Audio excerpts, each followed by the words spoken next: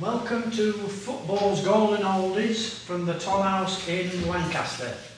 Before you look at the video, can I ask you to subscribe and hit the notification button? Thanks very much.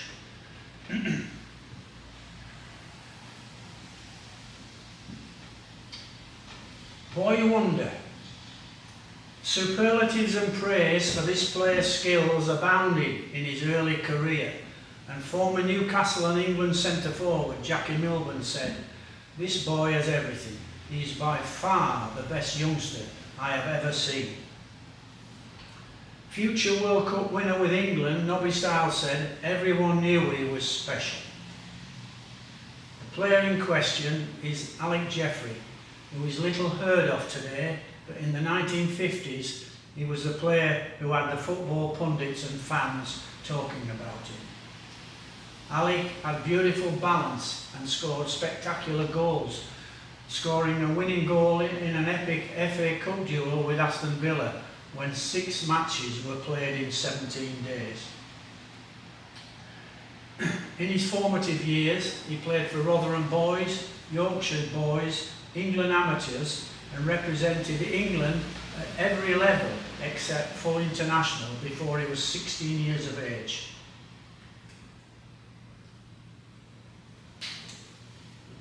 Leaving school in 1954, on leaving school, he was signed by manager the great Peter Doherty for Doncaster Rovers, who were in Division 2 at the time.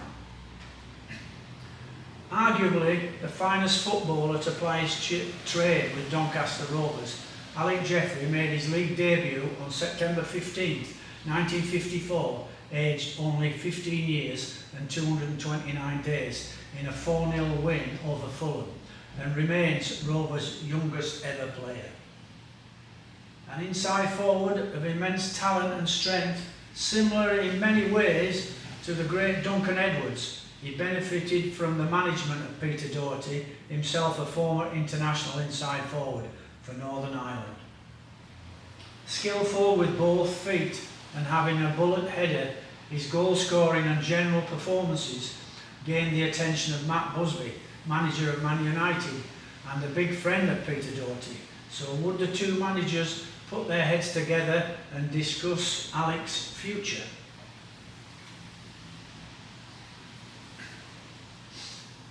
A week at Old Trafford. Jeffrey spent a week at Old Trafford training with Busby, soon to start transfer talks to make Alick one of his legendary Busby babes, along with the likes of Duncan Edwards, Eddie Coleman, Bobby Charlton and the rest.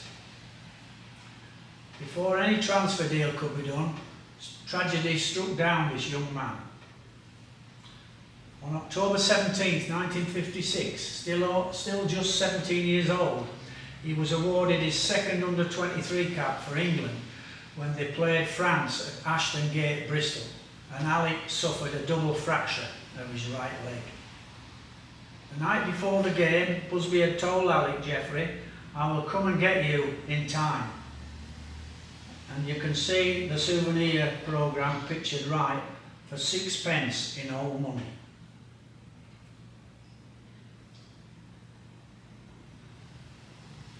All the Manchester United players were waiting for Alick.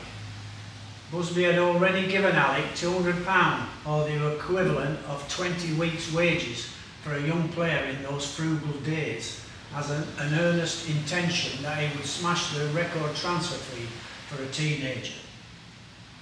After breaking his leg, Jeffrey called Busby to ask him if he wanted his money back. Busby said, "No lad, get well as soon as you can and buy something nice for your mother." Alick bought his mother a state-of-the-art washing machine, and you can see that on the photograph. Different days indeed, but I'm sure she was very pleased. Tragedy strikes. Alick was born in Romarsh, Doncaster, on January 29, 1939.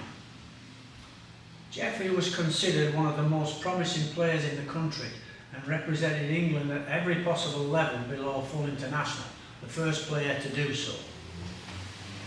He had an agreement with Man United that he would move there at the end of the 56-57 season, but Jeffrey sustained a badly broken leg playing for England under-23 against France in October 1956 at Ashton Gate, Bristol, and it was immediately apparent that he might never play again.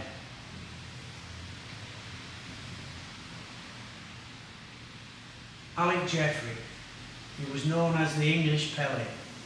The man who gave this young man the title of the English Pele was none other than the great Jimmy Murphy, and if things had been kinder to Alick, he would have played alongside Duncan Edwards and the other fabulous players at Manchester United in the 1950s. What an addition Alick would have been to the Busby Babes, and we can only speculate about the impact he would have had on English and European football. When Sir Stanley Matthews, who was no more famous for extravagant comment than the hard-headed Jimmy Murphy, saw Alick for the first time, he said, "That boy is a football genius."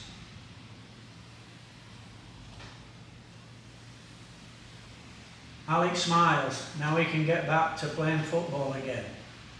1957, the golden boy of English football, Alick Jeffrey, watches as the plaster is removed from his broken leg, suffered 16 weeks earlier in the game against France at Ashton Gate, Bristol.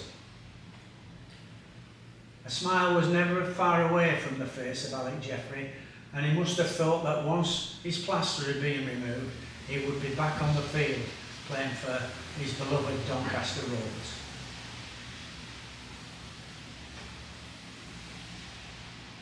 Compensation for club and player. The double fracture of his leg was so bad that Alick had to retire from football in 1959, and I assume he spent 3 years from 56 to 59 trying to get fit. When Alick left the game as a 17-year-old, he received £4,000 compensation from the Football Association because his injury was sustained whilst on international duty, while Doncaster were awarded £15,000. He never complained and eventually resurfaced with Skegness, who were managed by George Rayner, the famous football coach whose work was never really recognised in England but was celebrated in Sweden when he took the nation to the 1958 World Cup final against Brazil. Rayner skillfully taught him to make the best of his reduced athleticism, and when he returned to the league with Doncaster 7 years later, he was the league's top scorer with 39 goals. How unlucky can you be? As I said previously, Alick had met the former Swedish international manager George Rayner, who had become manager of the non-league side Skegness Town Football Club, and who assisted Jeffrey in being able to play again, despite his former injuries.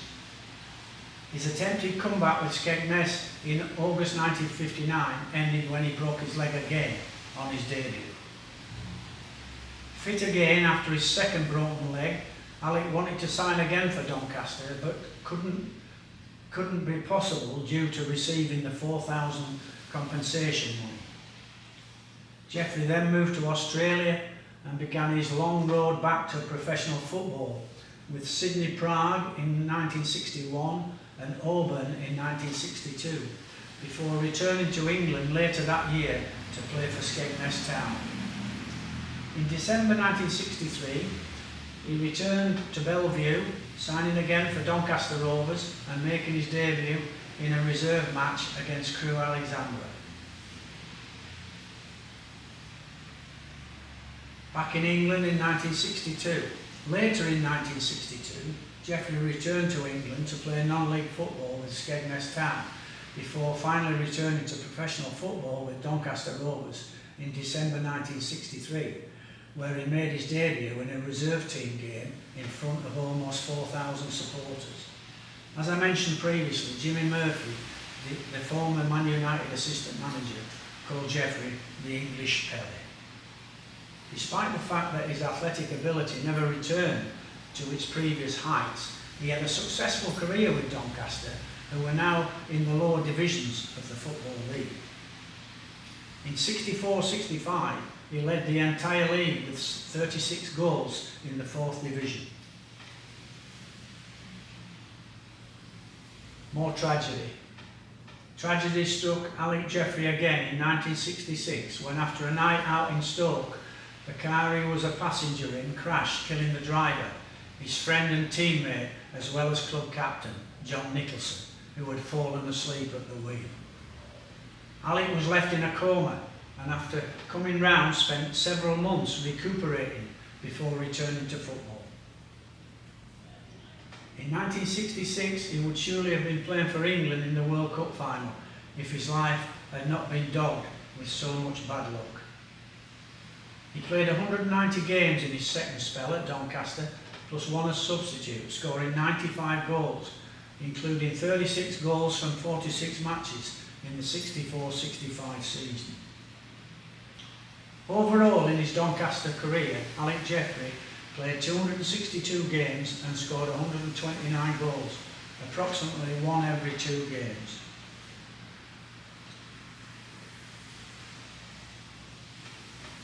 End of the road in sight.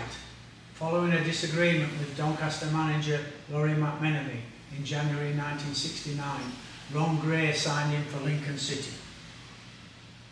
Alick only played 19 times for City, plus 3 as a substitute, scoring 3 goals, and although it was a short career with the Imps, the fans still had memories of a bustling striker and a player who could accurately pass a ball all over the pitch.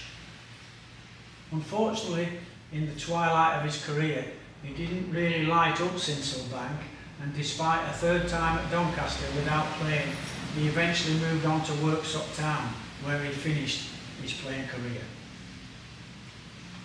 After his playing career ended, he ran the Black Ball Public House in Doncaster for several years and was a popular figure around the town.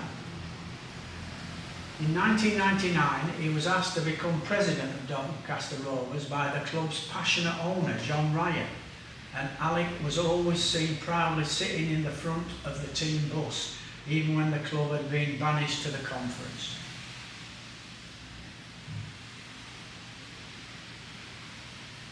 Nothing to complain about. When often asked what might have been if he hadn't broken his leg in 1956, Alick would point out that the injury that destroyed his potential may have saved his life. He would probably have been on the plane back from Munich that crashed in 1958, killing 8 of the Manchester United squad, plus 15 others. Alick always said he had nothing to complain about.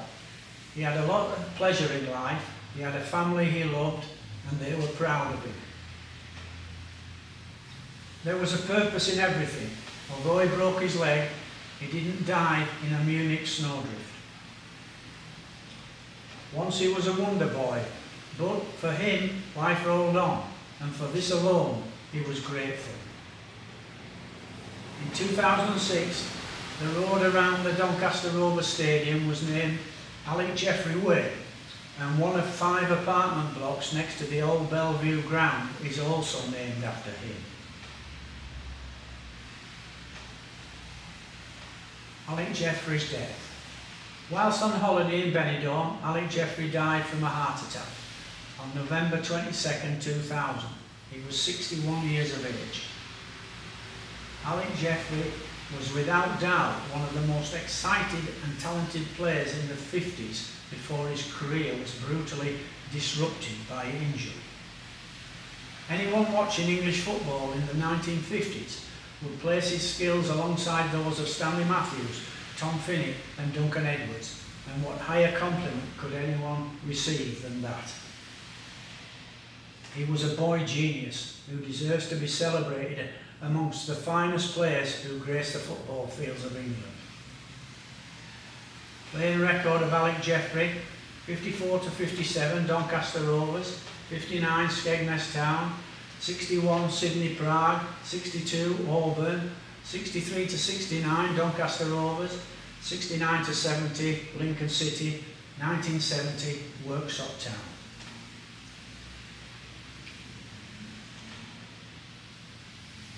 '18th series of 1950s footballers. Can you imagine Alick Jeffrey lining up in front of Duncan Edwards and Eddie Coleman and playing alongside Dennis Violet, David Penn, Bobby Charlton and Tommy Taylor. That would have been unbelievable. There has been a book published about Alick, but there are no more copies available, which doesn't surprise me. I hope you enjoyed this abridged version of his football life. The English Pele.